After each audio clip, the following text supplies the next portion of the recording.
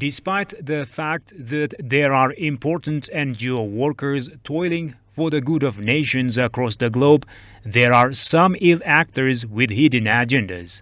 And the government of Ethiopia had to declare a persona non grata against such double agents for meddling in the internal affairs of the country, pushing them to leave the country within 72 hours.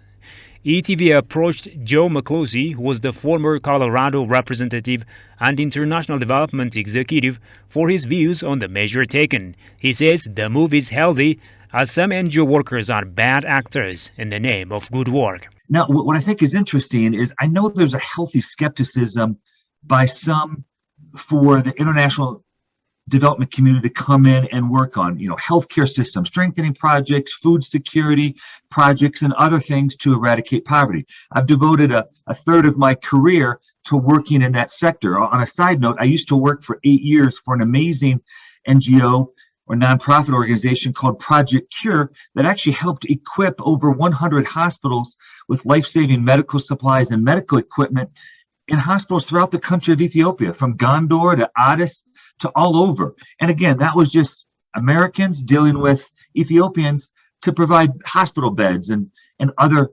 necessary items. So I know firsthand there's a lot of good work that gets done within the Ethiopian community by the NGO community.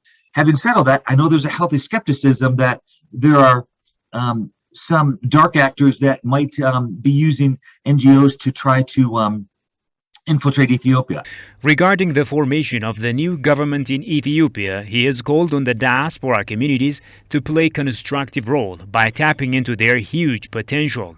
First of all, I want to say that any diaspora community, but especially the Ethiopian American diaspora community, has power.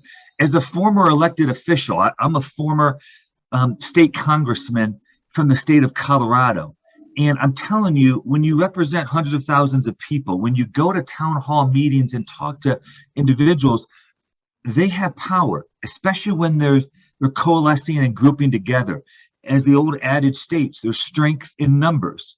I've been so impressed working with many of the 750,000 Ethiopian Americans in all 50 states in the United States of America that make up the Ethiopian American Civic Council that the great Deacon Yosef Tafari co-founded and is the current president of.